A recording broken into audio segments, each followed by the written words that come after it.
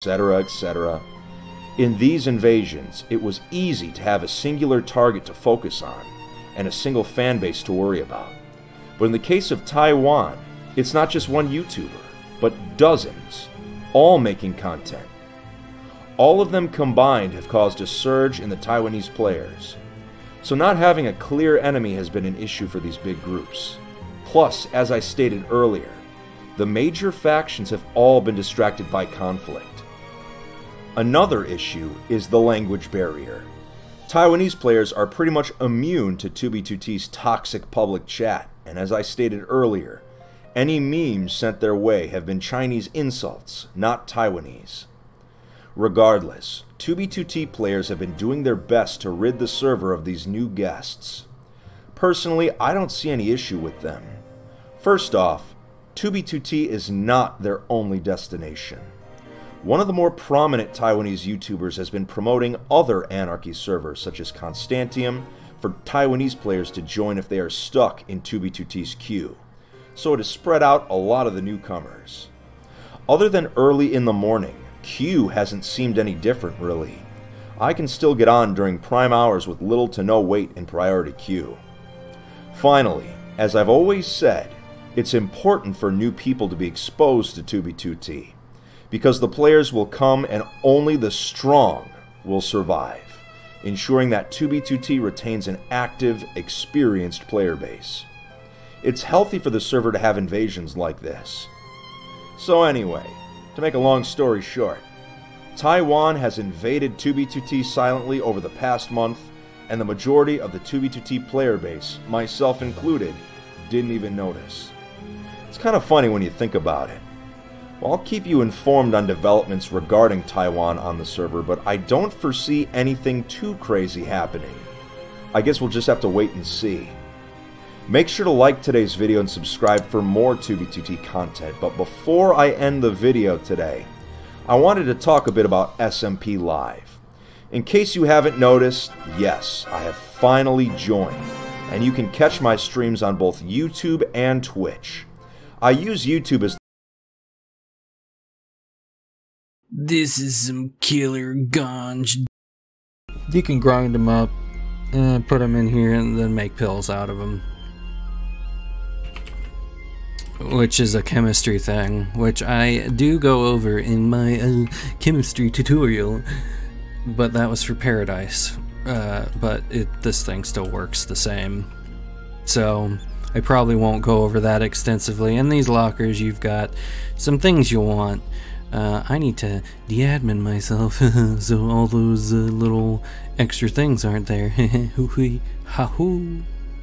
Anyway, cultivator, you want this. Pick it up, put it in your pocket. The other things, portable seed extractor, I don't really use, but I think it's just basically a better fucking plant bag, basically. So you might actually want to just use that instead of a plant bag, actually. This will be a learning experience for me, too. Haha. Anyway, hatchet. Good weapon. If you need a weapon, hatchet is a good one to have. So, I mean, hang on to it. You also use it to cut down tower caps, which is a type of plant you can grow that grows wood. This is just some clothes. You want to change up your style.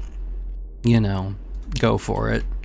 This just has a couple tools in it which are useful for you. The wrench and wire cutters in particular, I will show you what you can do with both of these.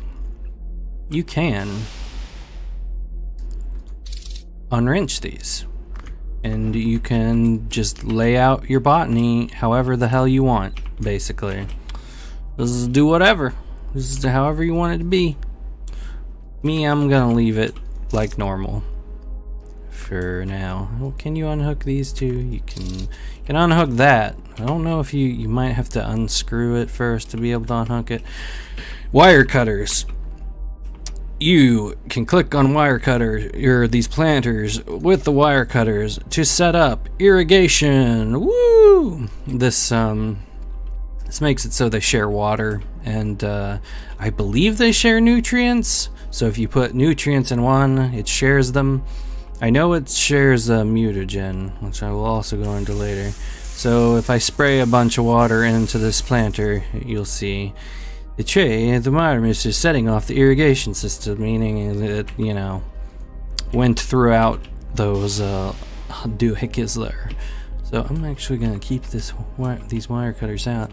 I'm not going to hold on to the hatchet because I don't particularly need it. And we can throw this wrench back there. So yeah. Now, one thing that you should do when starting a shift at botany, I believe, is hack these two machines here so you can get the really good fertilizer and some of the weirder seeds. So we're gonna do that. Now normally you're probably not going to be able to get the insulated gloves that I'm going to go for. If you've seen my hacking tutorial, you already know how to hack, though TG is a little different as far as hacking, just a little. There are more wires in vending machines, I think, or more things that can go wrong. One of the two, but you know, this is just one of the easier insulated gloves to get. You get the silver coin, you put it in there, then you get the insulated gloves. Chances are you're not going to be able to be lucky enough to get these. So you can probably ask science or, you know, someone with access to insulated gloves and tools to hack your vending machines for you, because I mean, they're nice and they'll just do it. They'll just do it. Maybe. Probably not, though. No, I'm kidding. They'll probably do it. Sure. Why not? So what you want to do, click. We want this green light to be on, so we gotta pulse some things. Magenta didn't do anything. Blue made the orange light come on, which is always a disaster because it's not gonna stop sparking. So what we're gonna do, cut that blue wire, mend it. Now fix it. Alright. Not do blue again, let's do gray. Gray is the special wire of choice now. So we do screw that back up. Pulse gray. Screw that back up. Throw these because I don't need this shit in my life anymore. So now you'll see we have ammonia and diethylthamine bottles, which this is the best fertilizer available, and you can actually just have Chem make it for you, so you don't have to hack this thing. And then as far as this goes, this unlocks all of these seeds. All of these seeds were unavailable. Mushrooms, these are very, very poisonous mushrooms. Glow shrooms are these cool little things that you can like put on the ground, and we'll grow some. I'll show those. I like glow shrooms. But let's feel like I've gone on a little too long with this intro here, so let's actually go to what your job is. You gotta provide vegetables for the chef. Yeah, that's what you gotta do. He'll probably ask you for certain things, whatever, and you can just plant a bunch of vegetables. And then of course you're a botanist, so you're gonna be wanting to do some side jobs, you know, your own little experiments, which is fine. So once you've got, you know, a good amount of food for the chef, you'll probably just be able to do your own thing.